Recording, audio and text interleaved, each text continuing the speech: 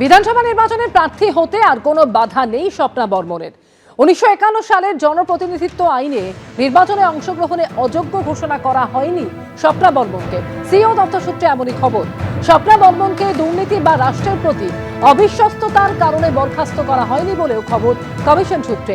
রাজগঞ্জে তৃণমূল প্রার্থী হিসেবে ভোটে লড়ছেন স্বপ্না বর্মন।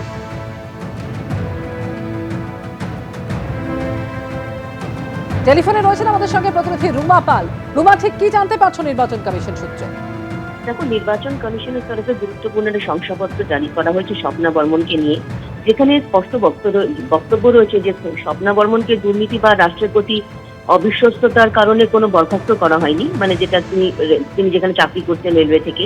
তাই আরপি অ্যাক্ট 1951 এর পুরো ধারা অনুযায়ী তাকে নির্বাচনে অংশগ্রহণের ক্ষেত্রে মানে কোনো অযোগ্য ঘোষণা করা হয়নি। অর্থাৎ আসন্ন বিধানসভা নির্বাচনে স্বপ্না বর্মনের প্রার্থী হওয়ার পথে কিন্তু কোনো বাধা থাকছে না, যেহেতু কালকে একদম নমিনেশনের যেটা শেষ তারিখ 6 তারিখ ফার্স্ট ফেজে, সেক্ষেত্রে কিন্তু কালকে তিনি নমিনেশন দিতে পারবেন, এমনটাই কিন্তু এই শংসাপত্র থেকে জানা যাচ্ছে। ধন্যবাদ রুমা। প্রয়াত খ্যাতনামা চিকিৎসক মণি ছেত্রী, বালিগঞ্জ প্লেসের বাড়িতে তার মৃত্যু হয়েছে। তার বয়স হয়েছিল 106 বছর। বার্ধক্যজনিত অসুস্থতায় ভুগছিলেন তিনি। 15 দিন আগে পড়ে গিয়ে মাথায় আঘাত পান। মণিপাল হাসপাতালে কয়েকদিন ভর্তি থাকার পর বাড়িতে ফেরেন এবং সেখানেই শেষ নিঃশ্বাস ত্যাগ করেন। টেলিফোনে রয়েছেন আমাদের সঙ্গে প্রতিনিধি সন্দীপ সরকার। সন্দীপ, প্রয়াত হয়েছেন চিকিৎসক মণি ছেত্রী, কি খবর এই মুহূর্তে তোমার কাছে? দেখো, খ্যাতনামা চিকিৎসক মণি ছেত্রী তিনি দীর্ঘদিন ধরেই নানান বার্ধক্যজনিত অসুস্থতায় ভুগছিলেন এবং দিন 15 আগে তিনি বাড়িতে পড়ে গিয়ে চোট পান। তার বয়স হয়েছিল 106 বছর এবং মণিপাল হাসপাতালে কয়েকদিন ঢাকুরিয়াতে চিকিৎসাধীন থাকার পরে তিনি বাড়িতে ফিরেছিলেন, কিন্তু নানান বার্ধক্যজনিত সমস্যা ছিল তার মধ্যে ফুসফুসে সংক্রমণ ধরা পড়েছিল এবং যেটা আজকে আমরা জানতে পারছি যে আজকে রাত্রের দিকে সন্ধ্যের কিছু পরে তিনি তার বালিগঞ্জ প্লেসের বাড়িতেই শেষ নিঃশ্বাস ত্যাগ করেন।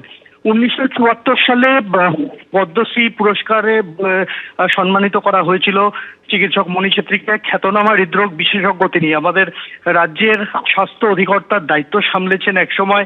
এসএসকেএম হাসপাতালের অধিকর্তার পদেও তিনি ছিলেন একটা লম্বা সময় এবং তারপরেও রাজ্য সরকারের স্বাস্থ্য উপদেষ্টার দায়িত্ব সামলেছেন, এসএসকেএম হাসপাতালের উপদেষ্টা হিসেবে দায়িত্ব সামলেছেন এবং একটা দীর্ঘ সময় তার যে চিকিৎসা জীবন তার সিংহভাগটা জুড়েই কিন্তু ছিল আমাদের রাজ্য পশ্চিমবঙ্গ।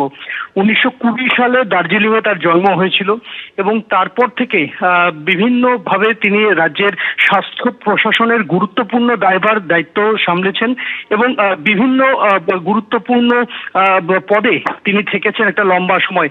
স্বাভাবিকভাবেই তার এই প্রয়াণে চিকিৎসক মহল তারা শোকসন্তপ্ত, তারা শোকস্তব্ধ এবং পরিবারের আপাতত যেটা পরিবার সূত্রে আমরা জানতে পারছি, দেহ তার বাড়িতেই শায়িত থাকবে। তার পরিবারের লোকজন তারা উত্তরবঙ্গ থেকে আসছেন, বাইরেও অনেকে থাকেন, তারা আসার পর আগামীকাল শেষকৃত্য সম্পন্ন হবে তার।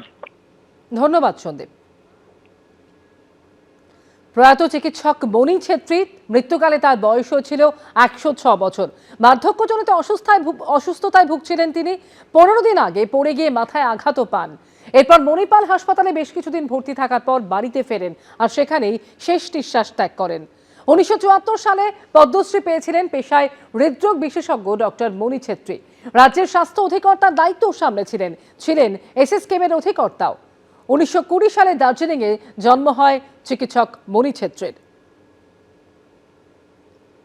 বালিগঞ্জ প্লেসের বাড়িতে মৃত্যু হয়েছে ডক্টর মণি ছেত্রীর। তার বয়স হয়েছিল 106 বছর। খ্যাতনামা চিকিৎসক মণি ছেত্রী, 15 দিন আগে তিনি পড়ে গিয়ে মাথায় আঘাত পেয়েছিলেন। এরপর মণিপাল হাসপাতালে বেশ কয়েকদিন ভর্তি ছিলেন, তারপর বাড়িতে ফেরেন আর সেখানেই শেষ নিঃশ্বাস ত্যাগ করেন। হৃদরোগ বিশেষজ্ঞ হিসেবে তার অবদান সকলেরই জানা। রাজ্যের স্বাস্থ্য অধিকর্তার দায়িত্বও তিনি ছিলেন এসএসকেএমের অধিকর্তাও। 1974 সালে পদ্মশ্রী পেয়েছিলেন ডক্টর মণি ছেত্রী। এদিকে নজর থাকবে যে কলাকুশলীদের সুরক্ষার বিষয়টা কিভাবে সুনিশ্চিত করা যায় এবং সত্যি ঠিক কি ঘটেছিল সেই দিন বিকেলে রাহুল বন্দ্যোপাধ্যায়ের সঙ্গে কিভাবে তার মৃত্যু হলো, তদন্তে কি উঠে আসে।